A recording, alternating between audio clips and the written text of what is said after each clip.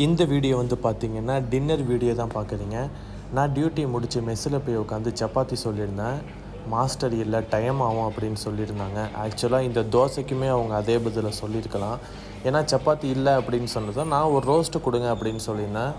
Roast வந்து பார்த்திங்கன்னா மொறுமொறுன்னே இல்லை. எண்ணெய் ஊற்றுனாங்களா என்னான்னு தெரியல. ஏன்னா மாஸ்டர் எப்போவுமே ரோஸ்ட்டு ஊற்றுனாருன்னா நிறைய எண்ணெய்லாம் ஊற்றி நல்லா மொறுமொறுன்னு அழகாக அந்த ரவுண்டு பண்ணி அந்த அவங்க கொடுக்குற அந்த ப்ரெசன்டேஷனே அவ்வளோ சூப்பராக இருக்கும். இவங்க வந்து பார்த்திங்கன்னா ஓகே அப்படிங்கிற மாதிரி தோசை கொடுத்துருந்தாங்க. ஸோ வழக்கம் போல் 2 வகையான சட்னியும் சாம்பாரும் கொடுத்துருந்தாங்க. அதோட தோசையை சாப்பிட்டேன். அதுக்கப்புறம் வந்து பார்த்திங்கன்னா நான் ஆம்லேட் சொல்லியிருந்தேன். நான் கேட்ட ஆம்லேட்டும் எடுத்து வந்து கொடுத்தாங்க. இதுதான் வந்து பார்த்திங்கன்னா என்னோடய டின்னரு. நம்ம என்ன தான் வந்து வேலை பார்த்தாலும் வேலை எவ்வளோ முக்கியமோ அதே அளவு நம்ம உடம்பை பார்த்துக்கிறது ரொம்ப முக்கியம். நல்ல சத்தான சாப்பாடு நம்ம சாப்பிட்ணும். நம்ம வீடியோ பிடிச்சிருந்தால் மறக்காமல் லைக் பண்ணுங்கள். அடுத்த வீடியோவில் சந்திக்கலாம்.